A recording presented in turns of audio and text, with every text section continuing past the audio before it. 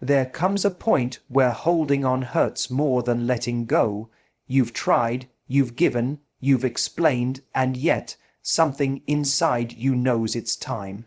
This isn't about anger or revenge.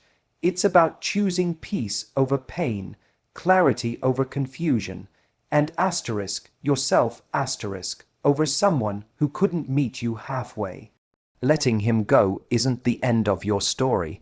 It's the moment you finally begin writing it for yourself. Letting him go doesn't mean you've stopped caring. It means you've finally started caring in the right direction toward yourself. For so long, you've been pouring into something that gave you little back, waiting for him to see your worth, to choose you, to fight for you the way you quietly fought for him. But love isn't meant to feel like a constant test of endurance. It's not supposed to be a battle between what you deserve and what you're willing to tolerate. The moment you decide to walk away, not because you stopped loving him, but because you started loving yourself more, that's not weakness. That's power. There's a part of you that believed holding on showed loyalty, that if you just gave it one more chance, one more conversation, one more explanation, maybe it would finally work. But the truth is, you can't make someone see value they're not ready to recognize. You can't teach someone how to love you if they're still figuring out how to love themselves.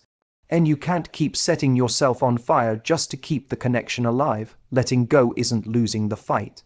It's realizing the fight was never yours alone. When you finally decide to release what's breaking you, you start to understand that strength doesn't always look like staying. Sometimes strength is quiet. It's tears that no one sees, boundaries that no one applauds, and decisions that no one understands except you. You begin to see that the moment you stop begging for clarity from someone else, you start giving clarity to yourself. You begin to notice how heavy your heart had become, how much of yourself you gave trying to make something work that kept slipping through your fingers. And slowly, it hits you. Letting go isn't an ending. It's the beginning of choosing peace. You might miss him. You might miss the laughter, the routine, the version of you that existed when you believed he was the one. But what you'll miss most, even if you don't realize it right now, is the peace you lost trying to hold on. You'll start to see that what you were really craving wasn't him. It was love, safety, reassurance, connection, things you can still have, just not there. And that's the hardest part, isn't it? Accepting that the person you wanted to build your world around isn't meant to walk with you to your next chapter. But here's the beautiful part. Once you let go, you create space for healing, for rediscovery, for the kind of love that won't require you to shrink or chase. You'll begin to see your worth reflected in how peaceful you feel, not in how much attention someone gives you. The emptiness you fear won't last forever. It's temporary, and in that quiet space, something incredible happens. You meet yourself again. You remember the parts of you that used to laugh easily, dream boldly, and love without fear. You remember that you were whole before him, and you will be whole after him. Letting go is not a loss. It's a declaration that your heart deserves a home, not a battlefield, that your love deserves to be met, not tested, that you, finally, are choosing to stand on your own 2 feet, not because you stopped believing in love, but because you started believing in yourself. And that choice, that quiet, powerful choice, is where your real healing begins. We spend so much time chasing closure, believing that if we could just have one more conversation, one more explanation, one more reason, then we'd finally be able to move on. We tell ourselves that understanding why it ended will somehow make it hurt less, but the truth is, closure doesn't always come from the other person. Sometimes it comes from within, when you decide to stop waiting for answers that will never give you peace and start creating that peace yourself. Because the reality is, even if he did explain everything, it wouldn't change what already happened. It wouldn't erase the nights you spent questioning your worth, or the moments you felt invisible in his presence. Closure isn't about knowing why. It's about accepting that you may never know and being okay with that. Healing begins the moment you stop making him the source of your peace, when you realize that peace doesn't come from understanding his behavior, but from accepting that you can't control it. You can spend months replaying every word, every silence, every choice he made, trying to decode something that was never yours to solve. But that's not healing, that's reliving the pain in different ways, hoping one version will hurt less. What truly heals you is the moment you say, I don't need to understand why he didn't choose me. I just need to accept that I deserve someone who does. It's hard because part of you still wants to believe that if he could just see what he lost, maybe it would all make sense. But closure doesn't come when he regrets losing you. It comes when you stop needing him to. It's when you stop checking your phone for the message that never comes. It's when you stop revisiting old memories trying to find where it went wrong. It's when you start focusing on where you can go right now. That's the real moment of healing, when your focus shifts from him to you.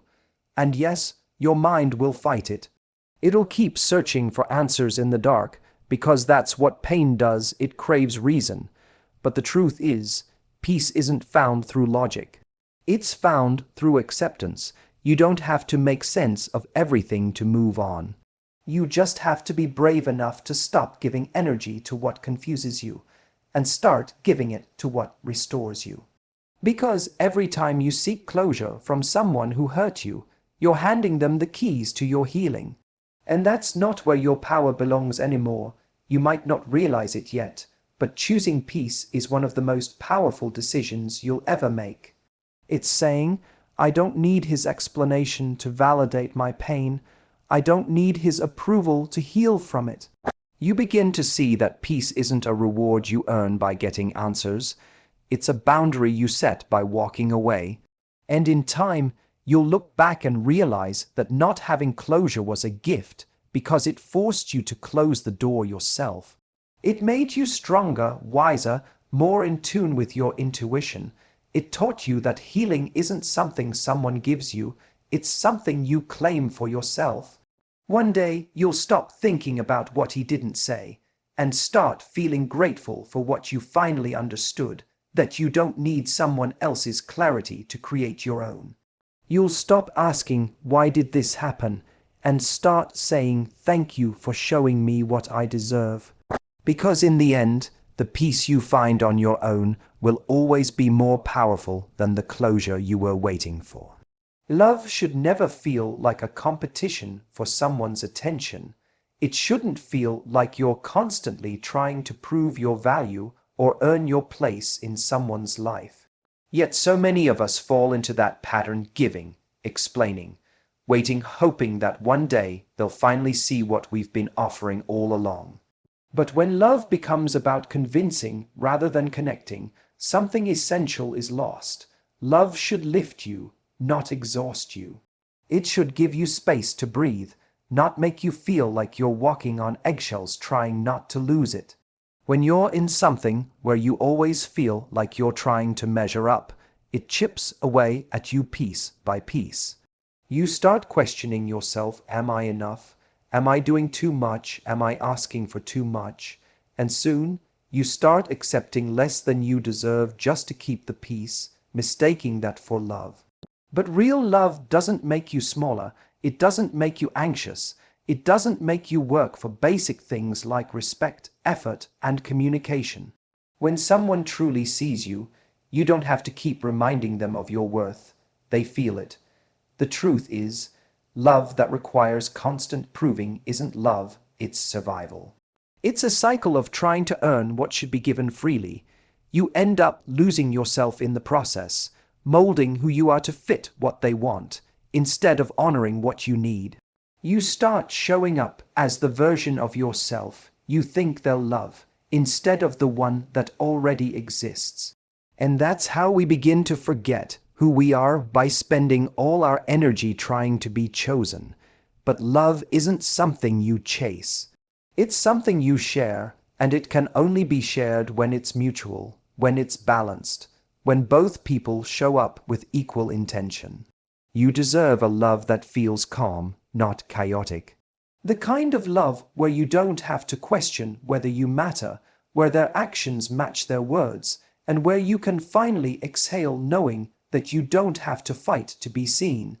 You deserve a connection that doesn't make you doubt your value every time they pull away.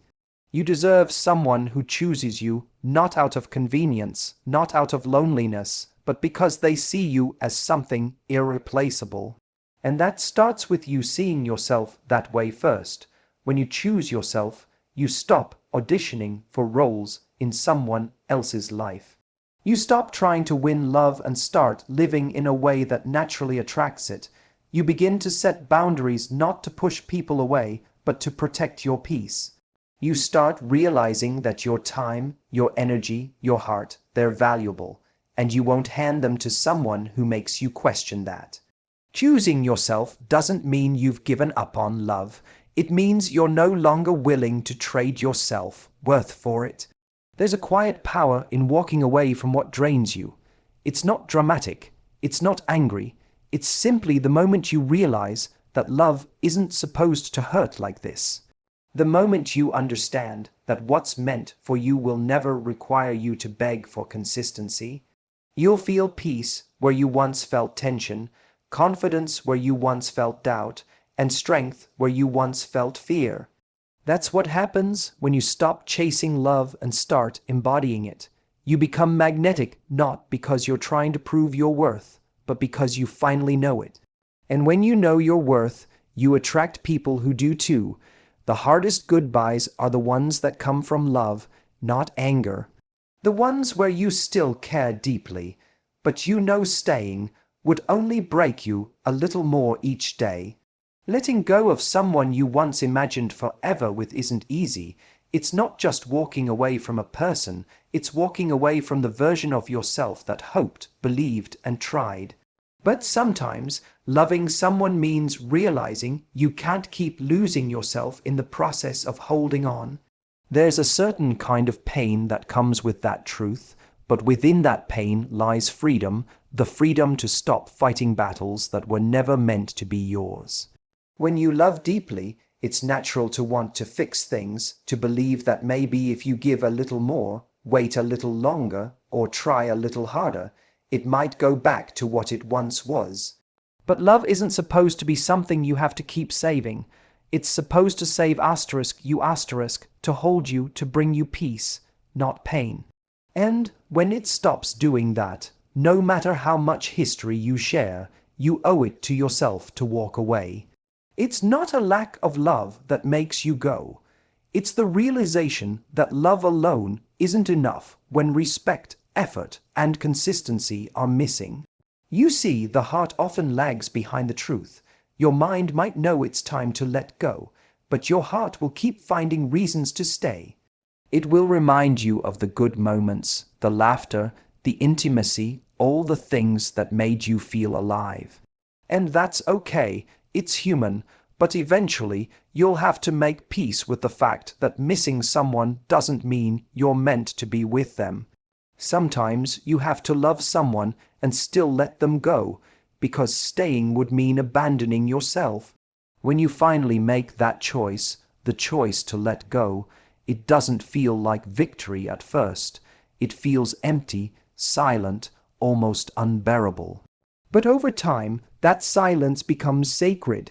It becomes the space where you start to hear yourself again, where your thoughts are no longer consumed by what he's doing or not doing, but by what you need. You start to rediscover the parts of yourself that got buried under all the effort it took to keep things together. And that rediscovery feels like coming home. Letting go doesn't erase the love that was there. It doesn't make it meaningless. It simply acknowledges that love isn't always enough to make two people right for each other. You can still honor what it was, appreciate what it taught you, and carry those lessons forward without carrying the pain. You can wish him well and still walk away, because walking away doesn't mean you've stopped caring. It means you've started caring about yourself in a way you didn't before. It means you've decided that your peace matters more than your attachment, and one day the ache will fade. The memories will soften. You'll stop wondering what could have been and start feeling grateful for what is, for the strength you found in letting go, for the clarity you gained, for the love you're finally learning to give yourself, because that's the truth about hard goodbyes. They break you open, but only so you can rebuild yourself into someone stronger, wiser, and freer. You'll look back and realize that saying goodbye wasn't the hardest part. Staying when you knew you should have left was. Letting go wasn't weakness. It was your moment of freedom. It was the day you finally chose to stop chasing closure and started creating peace. Choosing yourself will always feel uncomfortable at first, especially if you've spent most of your life putting others first. You've been conditioned to believe that love means sacrifice, that patience will eventually change someone, that giving more will make them stay. But there comes a moment when you realize that constantly choosing someone who doesn't choose you back isn't love. It's self-abandonment. And that realization, while painful, is the beginning of everything. Because when you finally choose yourself, you start to heal from all the ways you've ignored your own needs just to be loved by someone else. You've probably been told that putting yourself first is selfish, but it's not. It's survival. It's the quiet understanding that you can't keep giving from an empty cup. It's knowing that your mental peace matters just as much as anyone else's comfort. Choosing yourself doesn't mean you stop caring about others. It means you stop betraying yourself for them. It means you no longer tolerate situations that drain you just because you're afraid of being alone. It's realizing that loneliness is not the same as peace, and that sometimes being alone is the most loving thing you can do for your soul. You see, there's a difference between being selfless and being self-destructive. When you're constantly bending over backward to please someone, to make things work, or to be enough, you lose sight of the fact that love isn't supposed to cost you your sanity. It's not supposed to make you feel small. Choosing yourself is about saying, I still love you, but I can't keep losing me in the process of loving you. That's not cold. That's courage, because it takes strength to walk away from something familiar, even when you know it's not right. You might fear that choosing yourself means you'll lose people, and you will, but what you'll gain is far more valuable: your peace, your clarity, your confidence. You'll start to notice that when you stop chasing validation from others, you begin to find it within. You stop seeking permission to be happy. You stop apologizing for having boundaries. You stop explaining why you need space or why you're walking away. Because when you truly choose yourself, you realize that peace isn't something you ask for, it's something you protect. It's not easy.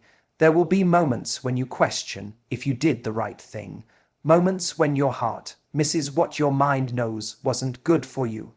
But healing isn't linear. Some days you'll feel strong, and other days you'll want to reach out again. Just remember, every time you choose yourself over what hurts you, you're rewriting the story. You're telling your heart, I deserve better than this. And that message, repeated enough, becomes your new standard for love. Eventually, choosing yourself won't feel like loss, it'll feel like freedom. You'll look back and realize how much energy you wasted trying to convince someone to value you, when you could have been pouring that love back into your own life. You'll see how many things began to align once you stopped fighting for what wasn't meant for you. Because when you finally stop settling, the universe meets you at your level of self-worth. It starts sending you people, opportunities, and love that match the energy you give yourself. Choosing yourself isn't selfish. It's sacred. It's saying, I'm no longer available for anything that costs me my peace. It's realizing that your love is powerful, but it's not meant to fix, to prove, or to chase. It's meant to flow, to grow, and to be reciprocated. And when you finally understand that, you stop waiting for others to choose you. Because you've already done the most important thing. You chose you first. One day, you'll wake up and realize you haven't thought about him in weeks. His name won't send a wave through your chest anymore, and you won't feel that familiar ache when a song, a scent, or a memory takes you back to what you once had. That's when you'll know you've finally found freedom, not because you've forgotten him, but because you've remembered yourself. Healing doesn't come all at once. It comes in small, quiet moments. The first night you sleep without checking your phone. The first morning you don't replay what went wrong. The first time you catch yourself smiling without forcing it. That's when you start to see that letting go was never about losing him. It was about reclaiming your peace. At first, the silence feels heavy. You might even confuse it with emptiness. But over time, you'll realize that silence isn't loneliness, it's clarity. It's space, it's the sound of you no longer fighting for something that kept breaking your heart. You begin to understand that peace isn't about erasing the past. It's about no longer allowing it to control you. You stop needing him to regret losing you because you've already gained something far more powerful, your sense of self. There's a moment somewhere in the healing, when you look at yourself differently, you notice that the softness you lost is coming back, but this time it's stronger. You don't crave validation from the same places anymore. You don't chase the things that made you question your worth. You've stopped checking if he's watching, if he cares, if he misses you, because you finally do. You miss asterisk you asterisk. The version of you that laughed easily, that dreamed without limits, that didn't need to fight to be chosen. That's the real win, rediscovering the person you had to abandon just to keep someone else. And it's funny, because you'll start seeing love differently too. You'll realize that love isn't supposed to be chaos or confusion. It's not supposed to make you doubt yourself. Real love feels like peace. It's mutual, steady, and kind. It allows you to breathe. And because you've tasted what it feels like to lose yourself, you'll never settle for anything that requires that again. That's the beauty of healing. It raises your standards without you even trying. The freedom you find after letting go isn't loud or dramatic. It's subtle, almost unnoticeable at first. It's in the way you respond instead of react. It's in how you protect your boundaries without guilt. It's in the calm that replaces the chaos you once thought was love, and it's in the realization that you can be whole on your own. Because you finally understand that being alone doesn't mean being incomplete, it means being aligned with yourself again. You'll reach a point where you stop romanticizing what hurt you, where you stop longing for what never truly gave you peace. You'll see that some endings aren't meant to destroy you, they're meant to wake you up. They're meant to remind you that love was never supposed to cost you your happiness. The day you accept that is the day you step fully into your power. Because true freedom isn't about forgetting someone. It's about remembering that your heart belongs to you first. So when that moment comes when you realize his name no longer carries weight, when you can wish him well without wishing him back, you'll feel it deep in your soul. That calm, that quiet certainty, that peace, that's the moment you'll know you've won, not because he finally regrets losing you, but because you finally stopped losing yourself over him. You've made it to the other side, not healed by his apology, but by your decision to love yourself enough to move forward. Letting him go was never about giving up on love. It was about giving yourself back the love you kept trying to give away. It's about choosing peace over pain, clarity over confusion, and self-worth over waiting to be seen. The truth is, you didn't lose him, you found you. And that will always be the most powerful ending to any love story. Because when you finally choose yourself, you don't just walk away from what broke you. You walk toward everything that's meant for you.